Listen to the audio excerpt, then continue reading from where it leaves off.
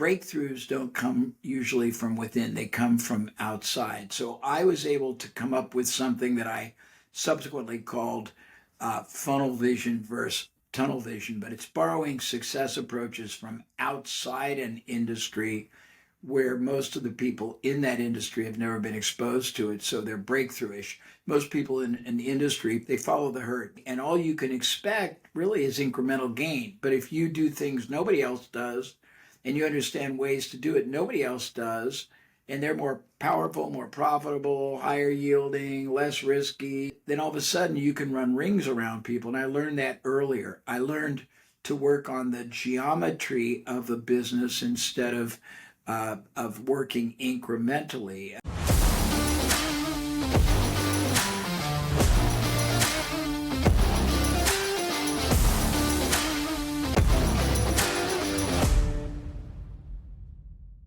What's up, Jay? So good to have you on the show.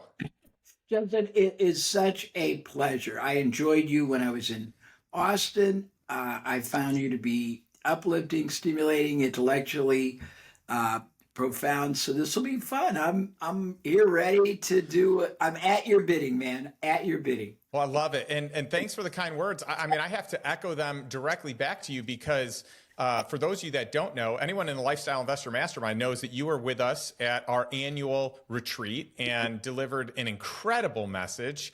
You and I got to do a fireside chat, and it was just amazing. For 2 hours, we just dove into all kinds of content. So we get to do round 2 here today, and I'm just excited for the rest of our audience, the rest of my network, the rest of the people who are not part of Lifestyle Investor to learn more about you, learn more about your skill set, your secret sauce, you know, some of the things that you do to help scale and grow businesses. And if memory serves me correctly, I think that you have like over 10,000 clients or something like that in over 1,000 different industries or niches. Is that correct? Yeah, we've done 10,000 different clients, over 1,000 industries, and we've done them all over the world, and been really a fun adventure. And the dollars are pretty significant that have been recorded, that have been added in profit performance. And most of them are companies that operated at a very high level of integrity, preeminence, contribution. So they would have been leaders or on a growth path to become a leader in their field or niche. So really quality people that were making a meaningful difference to their market, not just trying to suck profit out of it. Oh, I love that. Well, I'll tell you what, today I'm looking forward to, you know, really discussing some of these strategies that you've used over the years, maybe even get into some specific case studies. So as I see what, you know, we're going to embark on today, I have 3 goals. One of them being to shift your paradigm. To those of you watching, to those of you listening, shift your paradigm about what's possible, both in life in general and in business. Secondly, to really look at your business and assess your business for those of you that are in the business space, and for those of you that are not, figure out ways that you may be able to tap into that, either as a side hustle or as a full-time thing, full-time gig. And then thirdly is to really look at the impact that Jay has had on entrepreneurs and the business world as a whole, and potentially what that could look like as it translates to you personally, to you from a business standpoint. So I think we're going to have a lot of fun here today. I agree. So Jay, what would you say if you had to sum it up? And I know this is tough because you've got so many years of experience, but if you had to sum up kind of like your secret sauce or what you see that other people don't see, because I see you as a masterful collaborator. And I would love to know what has been that outlier kind of approach that separated you from many others in the business space? Yeah, no, it's a wonderful question. Let's see, there's probably 3 or 4 integrated modules that have come together in lockstep. First is I learned earlier in my life accidentally that that breakthroughs don't come usually from within, they come from outside. So I was able to come up with something that I subsequently called funnel vision versus tunnel vision, but it's borrowing success approaches from outside an industry where most of the people in that industry have never been exposed to it, so they're breakthrough-ish. Most people in the industry pretty much, Justin, they follow the herd. They do plus or minus more or less better what everybody else does the same way. And all you can expect really is incremental gain. But if you do things nobody else does and you understand ways to do it nobody else does, and they're more powerful, more profitable, higher yielding, less risky, far greater strategic benefit, then all of a sudden you can run rings around people. And I learned that earlier. I learned to work on the geometry of the business instead of working incrementally. The good example is 10 plus 10 plus 10 is 30. 10 times 10 times 10 is 1,000. I learned how to work on the enormous performance enhancement that could be achieved for very, very, very small risk or investment or no risk or investment. I learned about variability. This is quite profound. You do something one way, Justin, it produces X. You do it a different way, same time, same effort, same access to market, same capital, same ad, same salesperson, same lead, same buyer. It can produce 3X, 5X, 10X now and a lot more later. I learned the real way that businesses grow, and there's only three main and three advanced ones, and I won't hold them back. You either get more buyers, you get larger units of sale each time people buy, and thus more profit.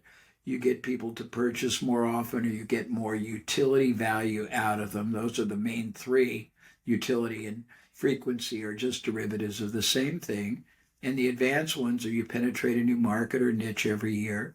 You introduce a new product or service every year. And the reasons behind it are really quite profound because I learned master level strategy. Or you acquire a product, service, or an access vehicle every year. And if you do those 6 things, your business can't help but really grow and explode, and your profit will multiply many times greater. So I learned those things. I learned how to be what I'll call an exponential entrepreneur. I learned how to be what I'll call a 3D thinker instead of a 2D. And this is very important, and it should be a little bit thought-provoking for entrepreneurs or anybody that is aspiring to be one. Most business owners look at business in terms of revenue, Justin, minus expense equal profit. But if you were a PE firm or a hedge fund, you wouldn't look at it that way. You'd look at the yield you're getting over and over again from the asset, the investment class. So if you replace investment class with prospect, buyer, salesperson, distribution channel, instead of looking at it static, you look at what you're going to get over a much longer period of time.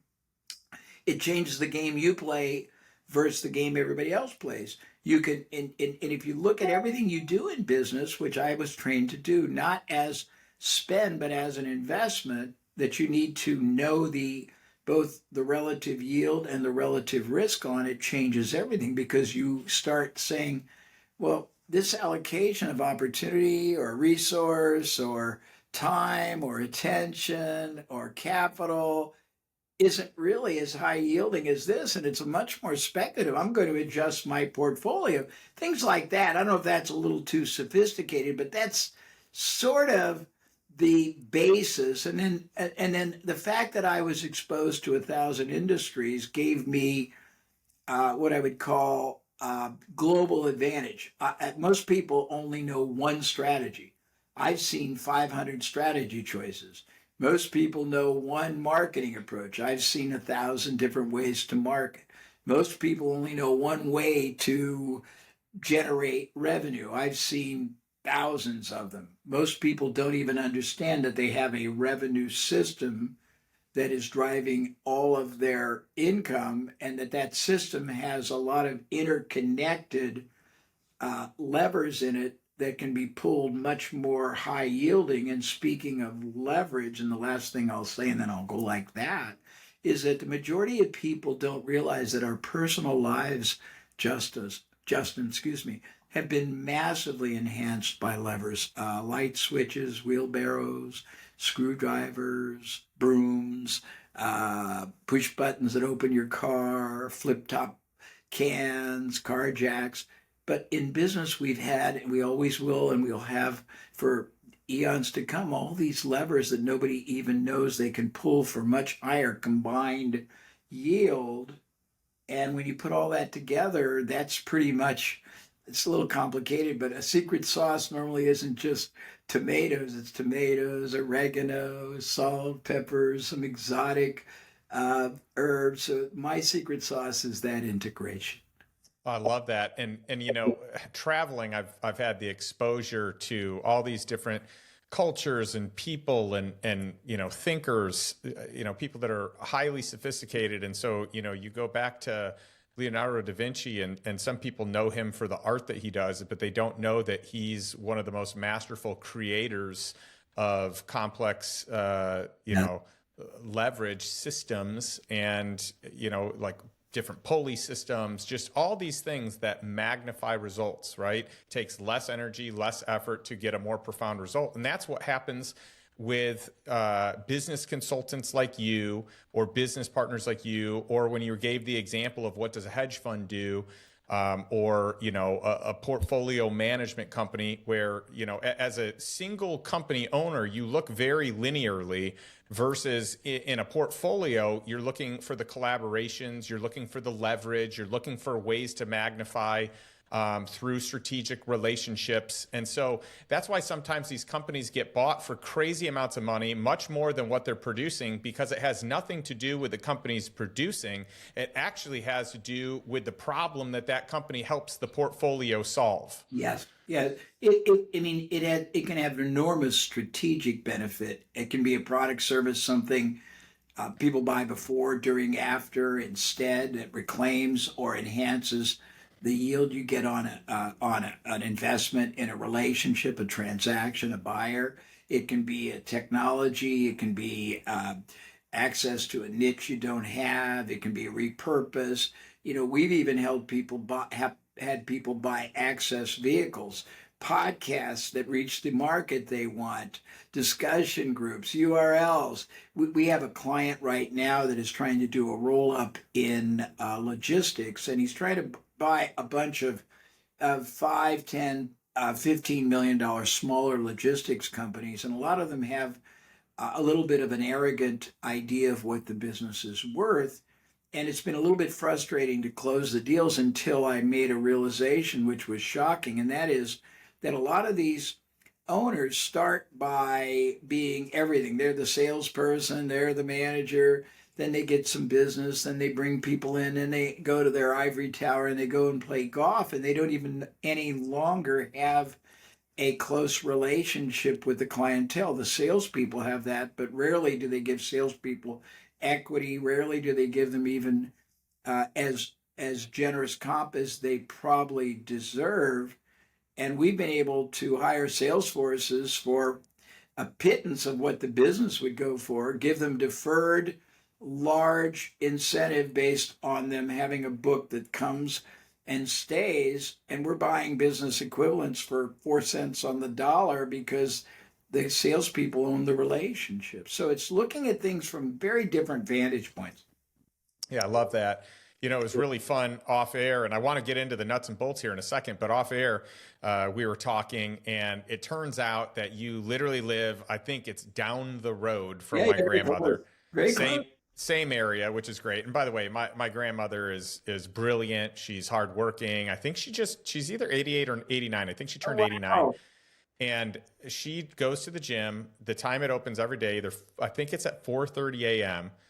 When LA Fitness opens out there. And she gets her workout in, but she is super smart and just stealthy when it comes to investing. She's done very well for herself.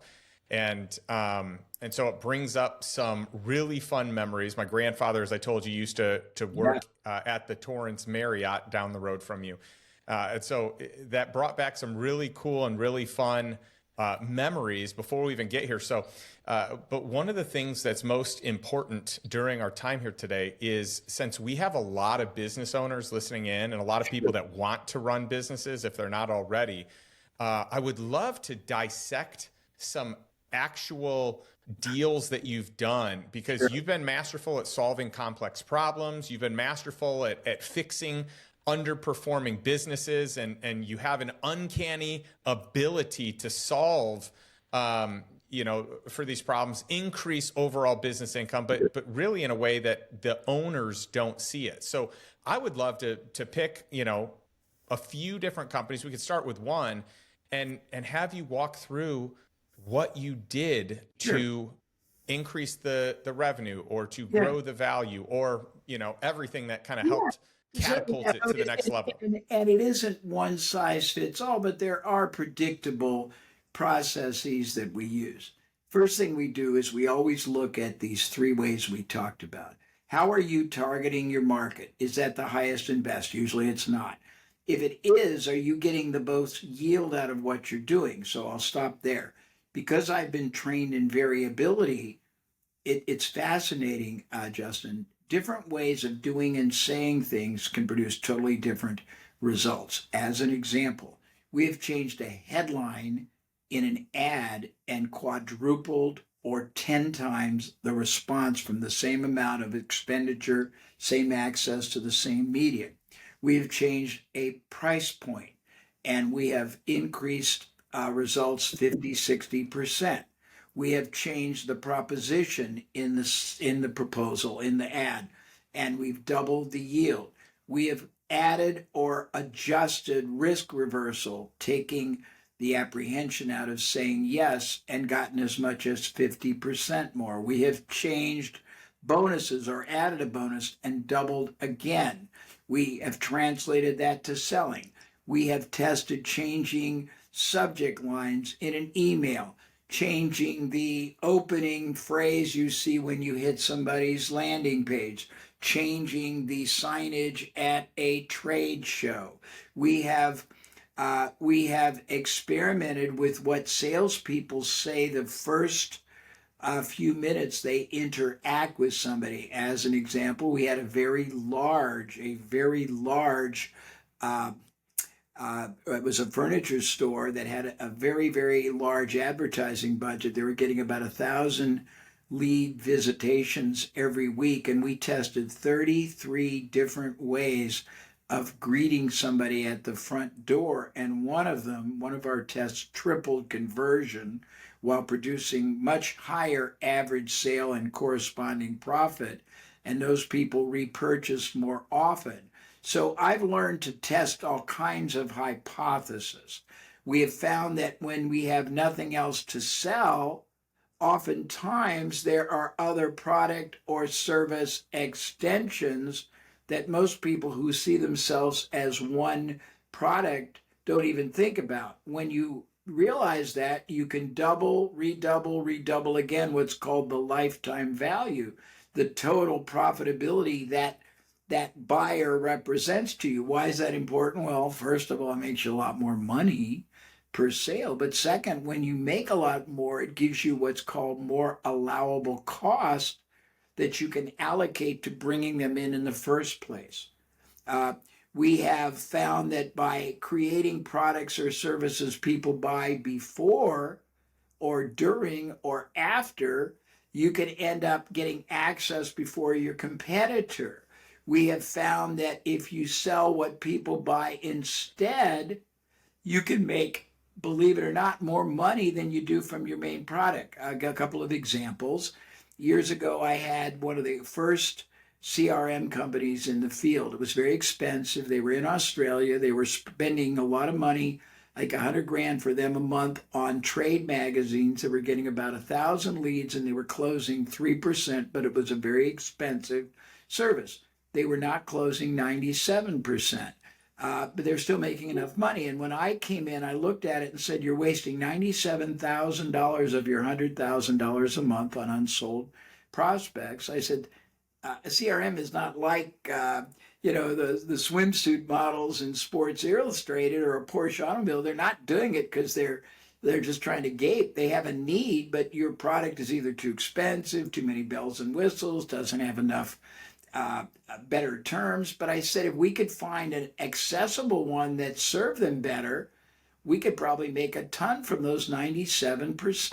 So we went out and we found a lower priced one that had an entry level one. We didn't make a partnership deal with them. We made a royalty deal where we took their technology, we white labeled it, we added some bells and whistles, and we ended up, that was our sell down, our down sell, and we ended up making infinitely more from doing that than we ever did from the people we sold the expensive ones to. And the expensive ones all of a sudden became pure profit. So that's an example. Another example, which is similar, if you and I were selling a supplement for weight loss, Justin, and there's two scenarios. One is you buy it, and it's usually a monthly process. The odds are you're probably not going to change your nutrition. You're probably not going to change your caloric intake, and you may not do any more exercise. You're probably going to lose a lot more weight. And even if you do, you're going to stop after 3+ months. That's the average. But when you stop, you're probably going to do something else because you're going to not give up. You're going to take somebody else's supplement, or you're going to find portion control food, or you're going to buy equipment, or you're going to find a private trainer or a virtual group trainer. If you had all those other services available, you could make many times more from that same buyer. So it's thinking very differently. I'll give you an example. When gold, just years ago, I got started, I'll tell you a bunch of fascinating stories. When gold first came available legally, gold was illegal, then it was legal. Today it's $2,000-$3,000 an ounce. There was a time it was only $300 an ounce. And I had a client that was selling gold that was financed by a local bank. The bank would put up 2/3 of the financing, and those were the ads they ran. 2/3 bank financing on silver and gold. And they ran these ads in the Wall Street Journal. They ran them in Forbes and in Barron's, all those kind of things, and they made money. But I felt like it was a suboptimal approach. And the reason was I've been trained to know that the headline and the promise of an ad or a sales proposition should be ultimately the benefit to the recipient. It should be benefit oriented. Just parenthetically, we have a great phrase. It's in one of my books. When you go to a hardware store, Justin, to buy a drill, you don't want a drill. You want a hole, and you don't want a hole. You want to fasten something, and you don't even want to fasten something. You want to watch your big screen 85-inch TV tonight on Netflix or UFC or whatever you want. So back to the ranch. So this gold company was running ads that said 2/3 bank financing on silver and gold. And I looked at it and I said to the guys that owned it, I think that's a declaratory statement. It states what you do, but it doesn't state what it means to the target audience. And I said, if I can change the ad results for no more cost, will you give me 25% of what I increase? And they said, sure. So I tested about 10 different headlines, and one of them 5 times increased the pool of the same space, same Wall Street Journal, Barron's. And I'll tell you what it was. Back then, gold was selling for $300 an ounce. Remember, their ads started with 2/3 bank financing on silver and gold. It was a declaratory statement. It was a feature. It wasn't the benefit that the feature produced. I zeroed in on the benefit. My headline that one said, if gold is selling for $300 an ounce, send us just $100 an ounce and we'll buy you all the gold you want. Same thing, but I articulated it totally in terms of the benefit to the user, the target. And that's a good lesson. Let me give you some other cool lessons that might be very, very interesting. You know this because you heard me, but I'll make another comment. I got started with Entrepreneur Magazine when it first started. Very fascinating. Back then, to everybody today is an entrepreneur.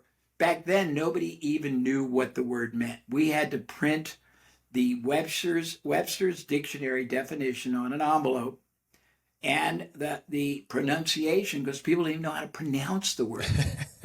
But it was not a magazine like it is today. It was a member publication for $100, $150 a year. And every month you'd get a member publication that in the very middle was a 30-ish page overview report of one emerging small business opportunity. Tune-up shops, lubrication shops, oil change shops, uh, salad bars, yogurt shops, all these different things. And it would give you a very good comprehensive overview who the franchisors were, if you wanted to go it alone, what the risk was, what the investment was, the kind of income you could expect, and a lot of other minute things. And at the end of a month, it would just go into archive. No one did anything with it. When I got there, they had 100 of these reports in archive they did nothing with. I took them, added boilerplate stuff, just what you need to do if you're going to start a business, to hire an attorney or get your permits or be a guerrilla marketer. And we turned them into startup manuals. And the first year we did $1 million of subscription membership for the organization, and we did $9 million reselling the repurposed reports. Then we took all Wow. the reports. Yeah, but it got better. Then we took the reports and we aggregated them by topic: uh, uh, food related, auto related, service, low investment. We created $200 collections and we sold millions of dollars of that. We had an order department where people would call in to buy them. And a friend of mine was one of the progenitors, one of the first people who was masterful at strategic uh, uh, of turning order takers into sales makers. He made a deal with us where he took over all the order department and started making an extra $50,000 a week just because he replaced people who were saying, okay, what do you want to buy, with people who advise people on what to buy. I mean, I can go on and on and on. We got thousands of stories like that. Well, I absolutely love your stories, and I feel like they're just so relevant because, any entrepreneur can take just one of these and say, well, hey, what if I try this out? I mean, one of the big things you said that you did is you split tested a lot of different Right. strategies or a lot of different ideas, and it's important if you're going to do this that you actually track the results, and that you have enough. Optionality, you have enough tracking, you have enough I guess different features, terms, variable entries that you can really figure out what hums and what doesn't. And I just think it's okay to, most people are afraid to try something new. I think it's not even okay. It's like, as an entrepreneur, we need to try new things. Yeah. Well, here's the thing. I got started years ago. I mean, I've gained a lot of stature over, a 40 plus year career, but I got started just because I saw so many hardworking, passionate entrepreneurs that were trying to make a difference, and they accepted a fraction, Justin, of a fraction of the clients they could serve, of the product service transactions that they could create, and the benefit that those transactions could mean to their audience, because they were trying to add a unique value or fill a void. And I wanted to help them. But what happens are people don't really understand how much is possible.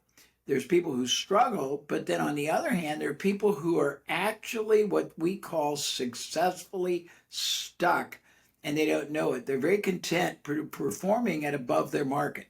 Maybe their market is growing at 12% and they're growing at 25, and they think they're pretty hot stuff, and they are, if you just judge in that relative sense. But if you ask, what more could you do with your time, your opportunity, your dollars, your access to the market, your salespeople, your leads, your one-time sales, your multiple sales, all these things, I mean, it's infinitely more. I mean, the reason that I've had so many companies that double, redouble, and double again is not that I'm that bright. I'm nothing more than an emissary who's been exposed to such a world of understanding in not just higher performance, but higher performance combined that produces geometric and exponential and ever compounding sort of asymmetric upside and de-risking the downside performance. And when you realize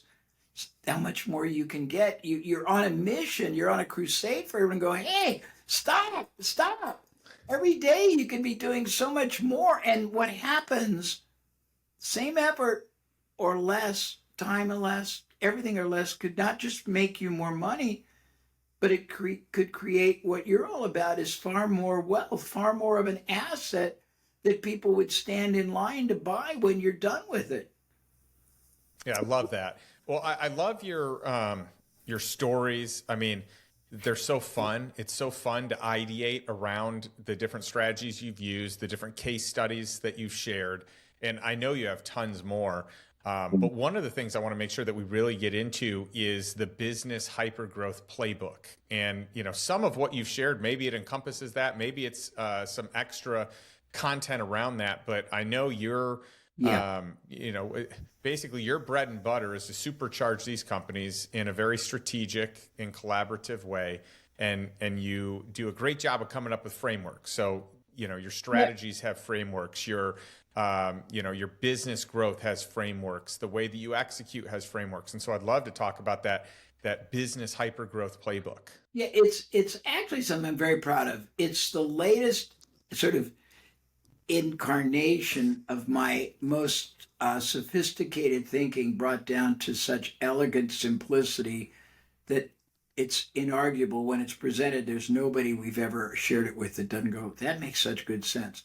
So the concept, we call it the business hypergrowth playbook. And it's because a playbook is basically all the strategies you're going to use to drive your game plan, which is designed to win the game you're playing. And you got to know the game you're playing and what the end game is.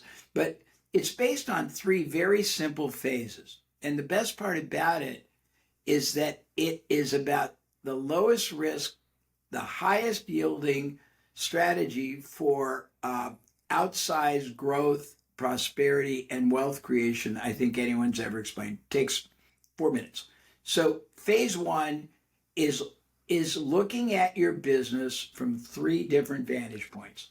The first is finding low hanging fruit, and it's very bountiful. I mean, I can go through, and you've watched me do it at your event, and find, category after category, factor after factor, lever after lever that's just sitting there, whether it's reactivating older buyers that no longer, whether it's adding new products, whether it's figuring out what to do with leads that did all kinds of things, making salespeople better. So the first thing is low hanging fruit. And there's two kinds. There's one time windfall, and then there's recurring significant increases you get to your ongoing revenue. That's part one. Part two in phase one is what's called revenue system optimization. Everybody has a revenue system that's driving their business. They just really have never probably looked at all the interrelated factors and elements. And when you do, you can make every one of them a little bit better, a lot better. And the combination can be hundreds of percent better. So we do that. Costs no more time, no more effort, no more investment, but a lot more yield. So you have two different facets. The last is what you call performance enhancements quotient. It's taking anybody who has salespeople, distributive channels, any kind of performance variation amongst anyone who is a direct factor in generating revenue, and reducing the variation and raising what's called the baseline. And there's many ways we do that. So that's phase one. But when you do that, the triple combination not only generates a ton of newfound windfall, one time and recurring income, but it normally produces all the funding and the financing you need to go to the super growth mid phase. And that's 5 simple parts. Part one is maximizing. Pardon me, there's a big difference people don't realize between optimizing and maximizing. Optimizing is making something the best it can be. Maximizing it is making it the biggest it can be.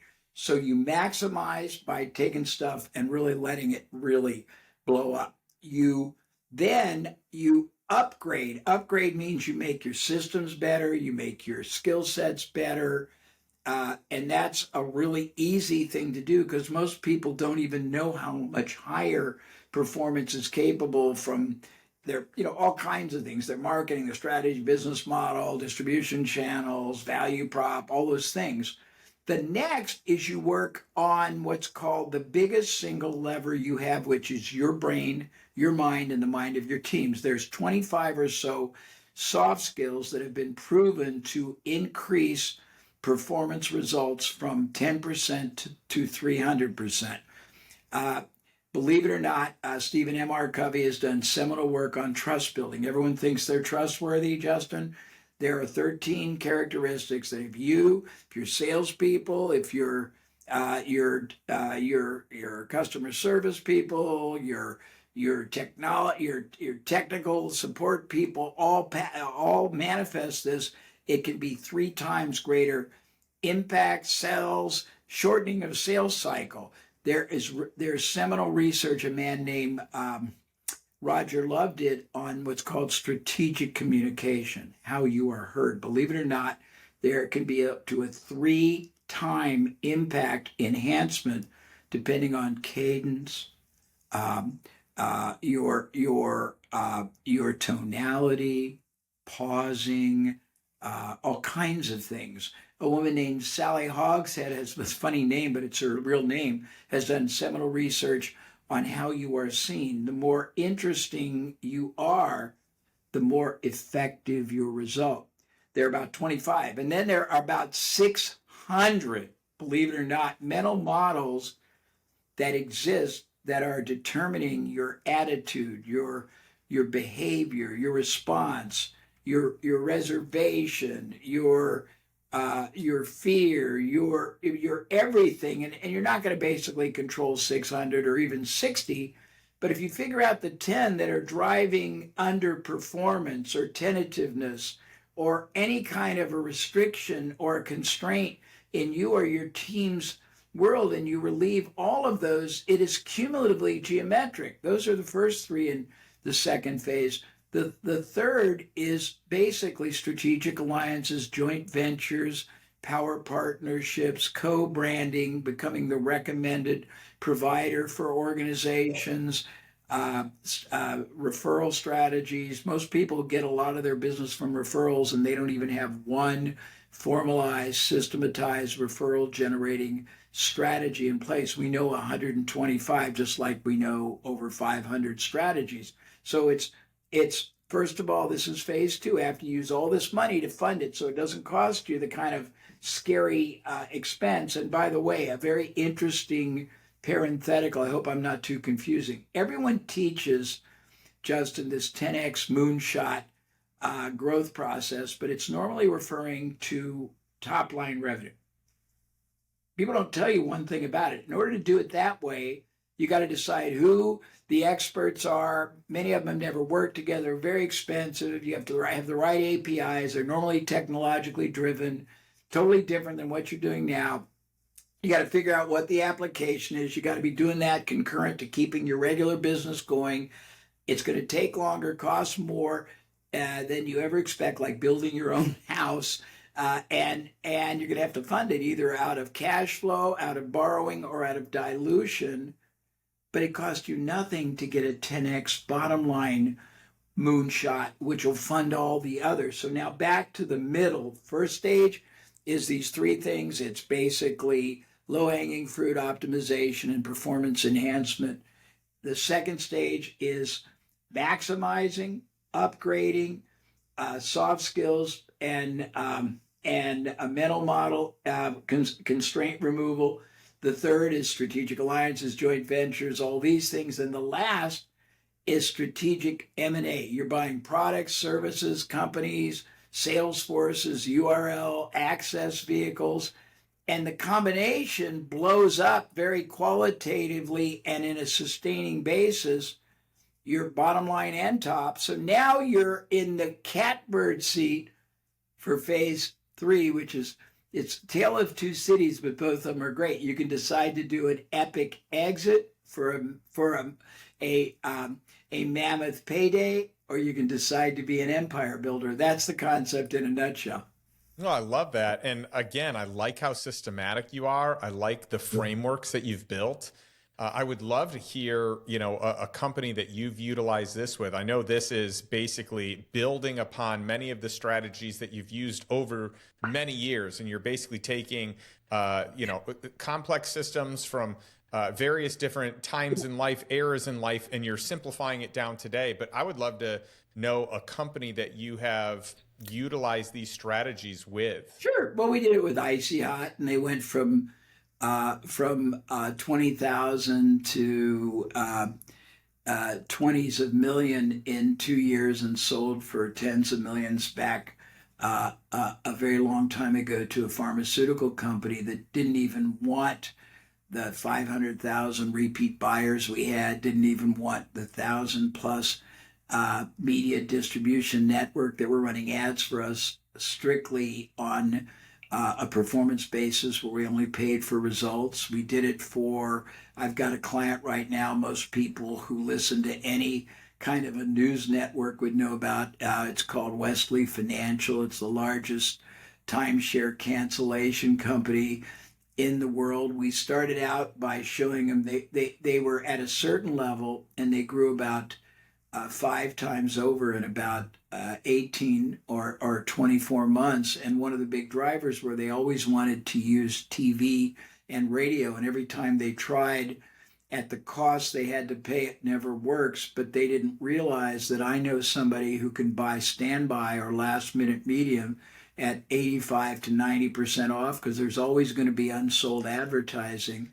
At 100 cents on the dollar, advertising frequently won't work, but at 10 cents on the dollar, all of a sudden it works, and they use that to blow up. And they've grown to where the owner had a very nice home and a very nice Escalade. Now he's got a 20,000 square foot beach house. He's got a 8,000 square foot house behind the beach house. He's got a beautiful house in Franklin. He's got a jet. He's got naming rights to the Tennessee Titans. He's had countless offers to buy it for hundreds of millions of dollars. But that's another example. I mean, I can give you many more. Well, I love these because they're so practical, and these are name brands. Well, in some cases, they're name brands that people know about. In other cases, they're name brands that people actually don't know a lot about, and maybe they will in the future, or maybe it's only a powerhouse in the niche if you were to be in that industry, right? I think you said over 1,000 industries, but over 7,000 sub industries, Yeah, right? a lot over the years, a lot. Dave Asprey used a variation to build Bulletproof. We helped a co-founder of FedEx start another business that he quadrupled as soon as he applied one of our techniques. I can go on and on. I mean, it's the beauty of what we do is that it's universal. There's a word that somebody used. Our methodology is portable, meaning it works almost anywhere it's applied. You sometimes have to adjust it, for the sophistication of the audience. But I've done it with, I mean, I'll tell you a really fun story, and this is very interesting. We took a company in China that was the number 9 candy company, and in 2 years they became number one. And 10 years ago they sold 49, that's all they could sell was 49% for $500 million to Hershey's. And they did it by a reverse way of thinking. They originally started coming to me for help with their marketing, but they realized that in the candy business, it was distributed by about 60,000 mom and pop little candy shops all over China. And everybody else was trying to get these shops to buy more of their candy products than another. And that's what this company was going to do. But they realized after they learned all my methodology and the 3 ways to grow a business, that if instead they could help a candy shop learn how to get more buyers, get buyers to spend more, come back more often, bring more people, that if they help that candy shop double or redouble, even if my client didn't get 1 percentage point more in percentage sales, if they doubled or tripled or quadrupled the shop, they're going to get double or triple or quadruple theirs. Plus, they also realized, very interestingly, that if they were the only one trying to add value and everybody else was trying to siphon value, it would stand out. And that's what happened. They grew all these shops. The shops were grateful. They adjusted their purchase. My client went from number 9 to number 1. Hershey's bought it. It's all over. But I mean, I got so many stories I can't remember them. I love it. Well, and that to me is just, there's so much value in that because I've made a career of being a copycat. I find whoever's best in class and I copy what they do. So a lot of people think I come up with all this stuff, and I do come up with some things, but the majority of what I do is I copy someone else's proven method, and until I have it down, until I know it like the back of my hand, only then will I actually innovate that process. And that has really created a lot of success for me in various different industries. But that's my playbook. And I like learning your case studies because our community, our audience can literally copy what you're saying and implement that into their business because it's proven, because it's worked. Yeah, I'm reflecting. If I look a little deer in the headlights, I'm reflecting. I think if I were to be honest, I would call myself an original synthesizer. Everyone thought I was this brilliant business, sort of super brain, and I think I'm well gifted intellectually, but I think that really all I was the one-eyed man in the land of the blind, because I would bring people knowledge that everyone else in their industry didn't have, and a lot of times it's not that much more sophisticated. It's just a higher, better use than their industry knows. By the way, this is very interesting, and I learned this many years ago. The concept of best practices has taken over industries, and everybody goes, we got to get best practices. It's good and bad. It's good because it's going to improve the performance standards that your business operates at, manufactures, services, deploys its value, everything. But really and truly, in terms of learning it, you might be one of the early in to learn it. Maybe it gives you a 3 or 4 month advantage, but sooner or later, everyone's going to do it. And then it just becomes standard operating procedure. There's no advantage other than you're going to have a higher level of performance, as everyone will.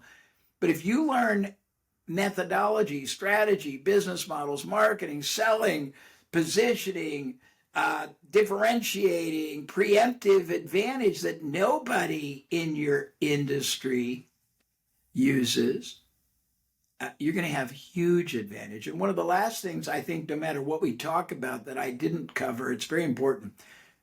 We created many different levers when I was first starting. One of them was called the Power Parthenon of geometric business growth. And the premise is real simple. Most people in a business, Justin, they depend on one single source, one primary revenue generating activity for their totality of business. And while it can be profitable, if anything goes wrong with that, they're screwed. And it's very easy for something to go wrong. You could hire the sales people away. There can be a COVID. The ad media can either get saturated, or they change the algorithm, popularity moves to a different platform. We try to get all of our clients to have not one, but as many as 9 different, we call them pillars, revenue sources, working concurrently. And I talked earlier, I didn't talk earlier about the 10-10-10. I did talk about mathematical, but why we love the 3-way to grow a business. I'm doing a little bit of a diffused ADD moment of poverty. If you think about this, and I have models for this, but you don't need a model. If you increase the number of buyers you actively have by 10%, the size of the transaction they do with you by 10%, and the frequency of repurchase they come back and do with you by 10%, the combination is going to be 33%, almost always across the board. And that 33% could produce double or triple of profit. But that's not the biggest profound insight. If you double those numbers, and whatever you're at now, you got, let's say you had 1,000 current buyers and you got it to 2,000, and the average person was buying $100, and you just doubled it to 2, and they were buying a couple times a year and you just doubled it to 4.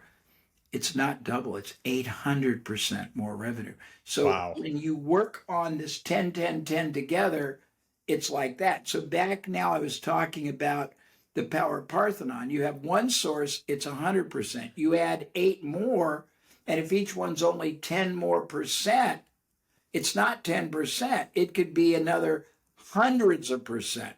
So we worked on that and we found all kinds of ways that most people don't realize they could add to their revenue and they could reach their market and they could hedge their bet.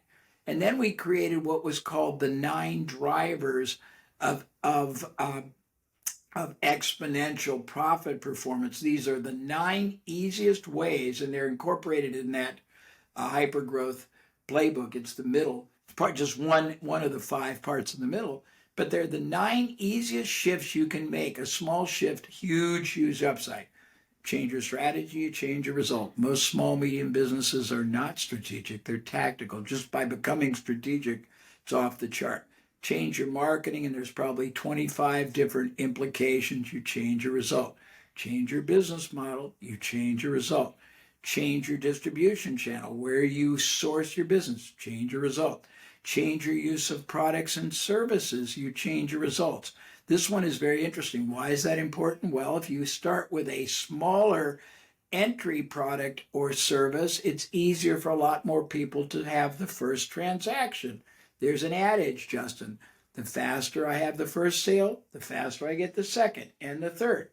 You can take a new product, add it to your normal product sale, and double profit, not necessarily revenue. You can add a more expensive advanced one, put it on the end after they bought everything else, and double or redouble the lifetime value. But what that does is give you sometimes 2 or 3 times more. You can invest, not spend, to get the first sale, and you can basically outthink and out-strategize all your competitors. It's how you use processes, systems, procedures. It's how you use your ideology, your belief system. I can go on and on, but each one of those gives you leverage on leverage on leverage. And I'm all about unlimited upside and de-risking the down. I love that. This is just fantastic content. You're a wealth of knowledge, Jay. Thank you. I would love to really just have you share where our audience can learn more about you. Where can they find you? Where can they connect for business owners that feel like, partnering with you makes sense, or doing some sort of consulting might make sense? Like, where do they go? Yeah. I mean, if your business is large enough, we're not inexpensive, and very small businesses, we just freely give a lot of resources on our websites. But go to jay@abraham.com. And if you're large enough, we do, one-time retainer against long-term profit sharing. We call them profit partnerships. And I love underperforming companies that have a lot of moving parts in their revenue system that they don't even realize are underperforming.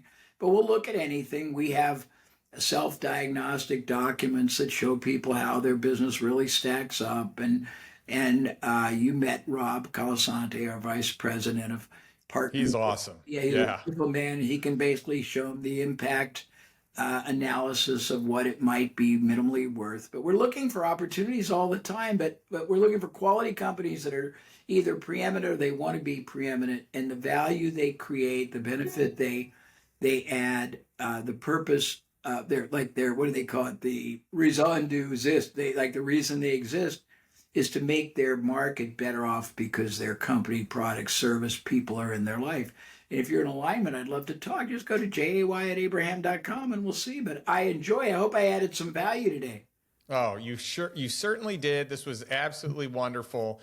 And I love ending every podcast episode with a question to the audience. So to those of you watching, to those of you listening, what is one step that you can take today to move towards financial freedom and to move towards a life that's truly on your terms, right? One that is not by default, but by design. So what one technique, strategy, tactic can you take from Jay today to move you towards a positioning that helps you live your life's purpose? Thanks so much, and we'll catch you next week. Thank you.